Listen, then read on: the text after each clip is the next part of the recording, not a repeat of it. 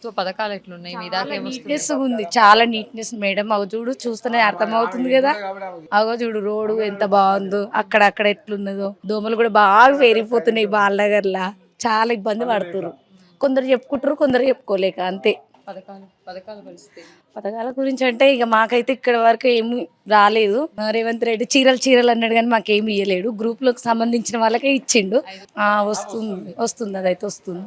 ఇక మిగతా ఏం లేవు, ఇంకా అంత నార్మలే ఉంది. ఇక ఎందుకంటే ఇక ఆయనకు తెలిసి ఉండాలి. ఇక ఓట్లు వేసి మనం గెలిపించినందుకు ఆయన మన పట్ల ఏం చూపిస్తున్నా అనేది ఆయనకు తెలిసి ఉండాలి. ఇట్లా ఆయనను కూడా ఏం తక్కువ అంచనా వేయొద్దు.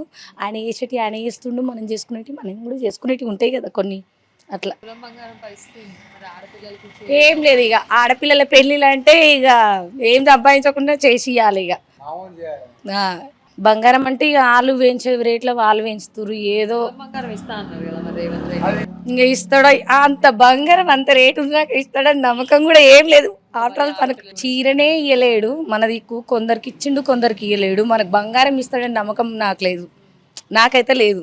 ఎట్లుంది కేసీఆర్ ఉన్నప్పుడు ఎట్లుంది? చాలా బాగుంది, చాలా అంటే చాలా చాలా. ఆయన ఏమంటారు, ప్రతి పని చేసిండు కానీ చాలా పబ్లిక్ తెలిస్తేటే చేసిండు.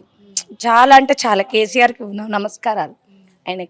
ఆయన కిందికి ఎవ్వరు రారు కూడా. ఏంది కేసీఆర్ పరిపాలనకి ఇప్పుడు రేవంత్ రెడ్డి పరిపాలనకి చాలా డిఫరెంట్ ఉంది, చాలా చాలా అంటే చాలా. ఆయనకు ఈయనకు పోల్చుకోవడం అసలు పోలికనే లేదు, అసలు పోల్చుకోవద్దు కూడా. రేవంత్ అన్న కేసీఆర్ అంటే కేసీఆరే. ఏం నచ్చింది కేసీఆర్ పాలనలో మీకు? ఏందంటే ఏం నచ్చిందని అడిగే అవసరమే లేదు. ఎవరిని అడిగే, చిన్న పిల్ల నుంచి పెద్ద పిల్ల దాకా కూడా చెప్తారు ఆయన గురించి. ఎట్లా ఉంది ప్రభుత్వం, ఏ ముందుకు సాగింది, ఎట్లా వచ్చింది అనేది కూడా ప్రతి ఒక్కరు చెప్తారు. రేవంత్ రెడ్డి పరిపాలనలో ఏం తక్కువ? ఏం తక్కువైందంటారు మేడం, చూస్తే అర్థమైతలేదా? మనం అప్పటికి జనరేషన్కి ఇప్పటికి ఎంత తగ్గింది ఎక్కింది అనేది. ఒక్క నూనె ప్యాకెట్ తీసుకురా ఇప్పుడు ఎంత అయిందో. ఆయన ఉన్నప్పుడు ఎంత తక్కువ ఉండే, ఇప్పుడు ఈయన వచ్చినాక ఎన్ని రేట్లు పెరుగుతున్నాయి. అసలు ఏ దానికి పొంతన లేదు అసలు. నెక్స్ట్ ఎలక్షన్స్ ఏ పార్టీ గెలవాలి? నేనైతే తెలంగాణనే రావాలనుకుంటున్నా. నా ఓటు కూడా తెలంగాణకే వేయాలనుకుంటున్నా. ఏ పార్టీ? అదే టీఆర్ఎస్కి. ఎందుకంటే కొందరు మనలాగా ఆలోచించేటోళ్ళు ఉండరు కదా సమాజంలో. కొందరు అట్లా ఆలోచిస్తారు, కొందరు ఇట్లా ఆలోచిస్తారు. వస్తారా మళ్ళీ? వస్తుందా కాంగ్రెస్ పార్టీ? నేనైతే మనస్ఫూర్తిగా రావాలనే కోరుకుంటున్నాను.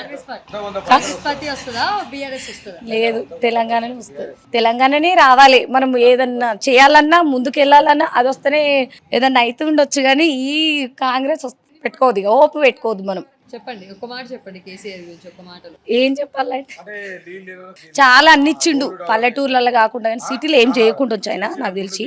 కాకపోతే ఏమంటారు, పల్లెటూరు నుంచి చాలా చేసిండు. చాలా స్కూల్కే కానీ, మహిళ మండలకే కానీ, ఆడపిల్లలకే కానీ, పెళ్ళైన పిల్లలకు కానీ, పుట్టబోయే పిల్లలకు కానీ చాలా చేసిండు కేసీఆర్. చాలా.